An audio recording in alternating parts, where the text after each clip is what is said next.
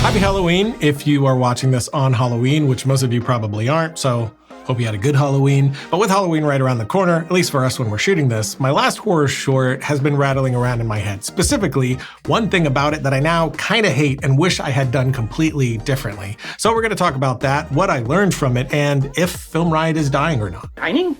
Who? Well, the short film I'm talking about is There Comes a Knocking. It's sort of a tone piece short film that I made to accompany a feature script I was taking out at the time.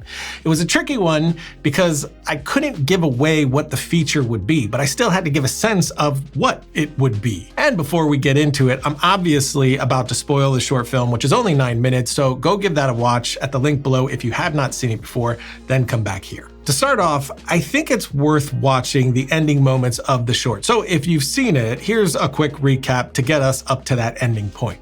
We open on decaying roses, then see a bed that's half slept in, half untouched, inside of a bedroom that's a bit of a mess. Then ultimately we find our lead, Emma, installing some ornate door, which she accidentally locks shut, tries to pick the lock, then loses the tool that she tried to pick the lock with under the door. It's all a bit cryptic until we find her doing what it seems like she might do every night. Sitting alone, listening to the last message her husband left her before dying. We also find out that her husband is the one that purchased the door, setting us up for this cut that shifts what the door means to us. Then, as Emma's clock shifts to 3 a.m., she's woken by the sound of knocking. Turns out that it's coming from that door, which is just a closet. She peeks under, the knocks get more aggressive, and the tool she lost under the door comes rolling out, telling us it's not all in our head. So with that recap out of the way, let's watch it from there.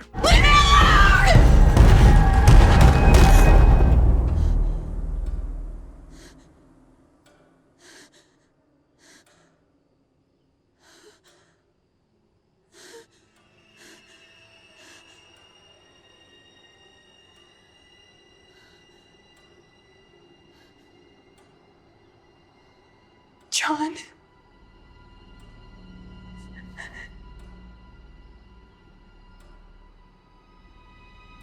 John.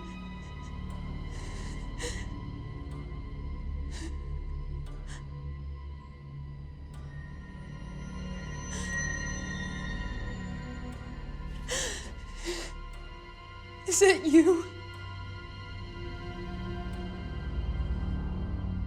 Is it really you?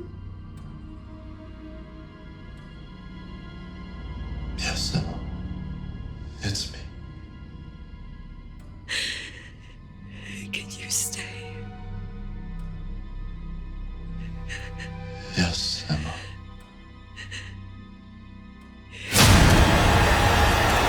I can stay.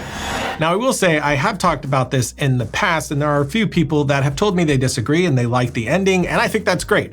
If the ending worked for you, you're not wrong. It worked for you. And while I'm very proud of this film overall, the last shot is what I wish I would have done differently. For one, I realized far too late that the creature was over the wrong shoulder on this shot. I should have had him over her other shoulder. And it's the positioning of the viewer's eye on the screen that dictates that decision. Here's what I mean.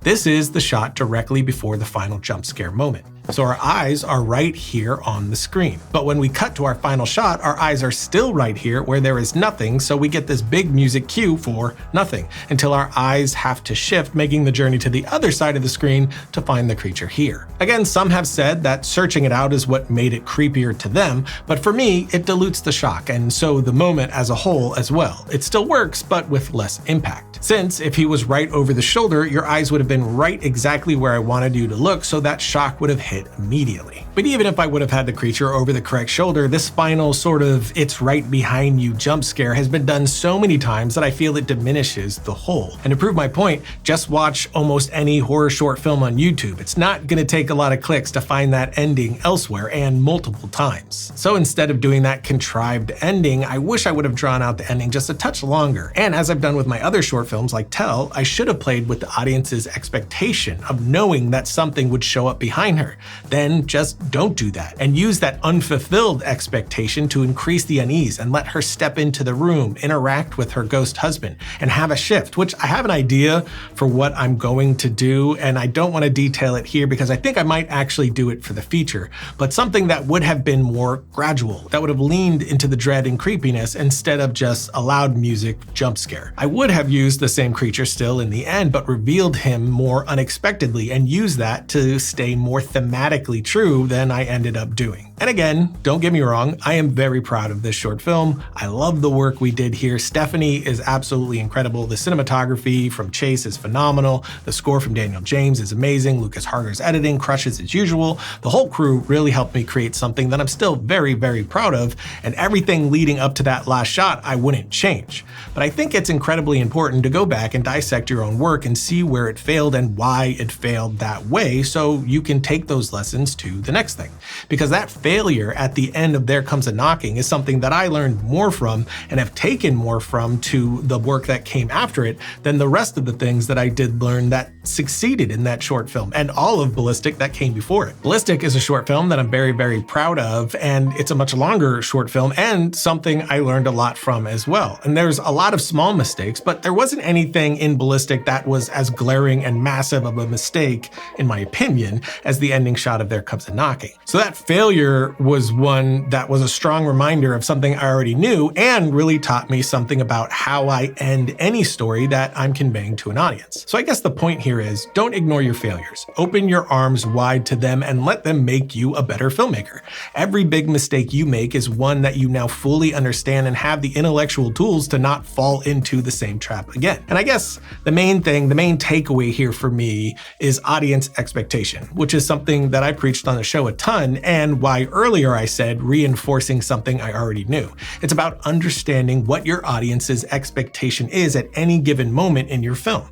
Their expectation of the next line of dialogue, the next shot, and so on.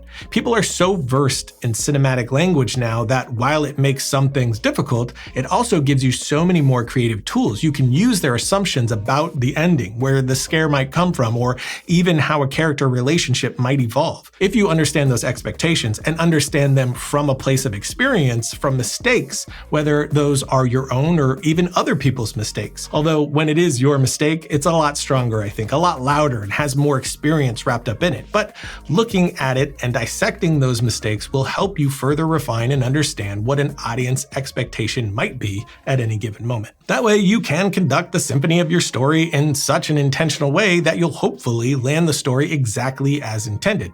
At least, that's what I'm always chasing. But I do want to talk a little bit about Film Riot as well, but before we do, let's thank today's sponsor, which is Musicbed. And speaking of expectations, my expectation when it comes to finding music for any project is that eventually I'm going to be pulling my hair out, but Musicbed has genuinely made it infinitely better. Of course, they are very curated for filmmakers. They have high standards for everything that's on their platform. They've even said they accept less than 1% of music submissions, which is why every song that you click on is going to hit the quality and emotional levels you need. But what's made it better, for me at least, is the AI-powered search by song feature. Whenever I'm making something, I usually do have a piece of music in mind, but of course that's some kind of popular copyrighted music that I can't use. So if I have a joke, say, that would work amazingly well with this Eminem track, I can type the name of that song in here, or even copy paste the link over there, and Musicbed is going to automatically deliver me up a bunch of tracks that fit the same vibe. I can also turn on quick preview here, which will take me right to the heart of each song, giving a sense of it very quickly. And to make it even faster, I can use shortcuts like up and down arrow to shift songs, and again, with quick preview on, I'm getting to that core immediately. Then I can use forward arrow to jump ahead 10 seconds, back arrow to jump back 10 seconds. So again, it's not just that you're getting really high quality music, it's the methods they put in place to help you find what you actually need. So if you are a creator of any kind that wants better music that's a whole lot easier to find, make the switch to Musicbed and start your 14-day free trial today. Link for that in the notes below.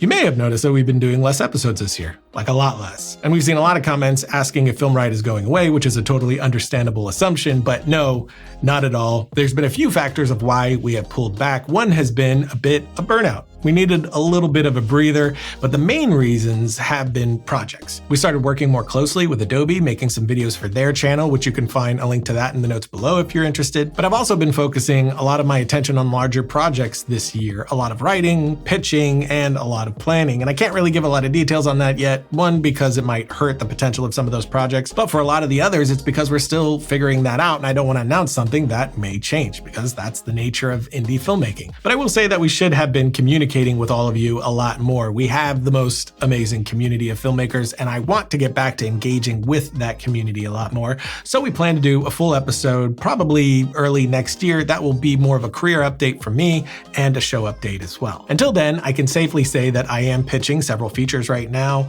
working with multiple writers on some scripts, some that I'm writing alone, but there's also 3 comics in the works at various stages, and I'm hopeful that we'll be able to launch 2 of those next year. Then we have a bit of a shift here at Film Riot as I'm focusing more on these larger projects. Josh is going to be taking over more and more as we go on. I'm not going anywhere, but soon will hopefully be following me on one of those larger projects that I'm talking about. And there are other new things that we have in the works as well. I'm sitting on the set of one of those right now. Go on, what's the beef? This is the set for our coming podcast called All of the Above Podcast, which will be Josh, Justin, and myself sitting around talking about film, goofy nonsense, and anything else we feel like. It's one of the ways that we're hoping to reconnect with all of you and bring you more deeply into our day-to-day. So for all of our longtime supporters, thank you. No, we are not going away, and there is a lot of cool things on the horizon. And once we kick off the All of the Above podcast, which will probably be early next year as well, we'll be keeping you up to date with all that we have going on on a much more normal basis. In a format like that, we're going to be able to dive a lot deeper too. So it's something that I'm very, very excited about. That's it from me today. And again, I'm excited about what the next few years are going to bring for us. And I'm even more excited to bring you all along for whatever that ends up being, the good and the bad, as we always have. So until next time, don't forget to write, shoot, edit, repeat.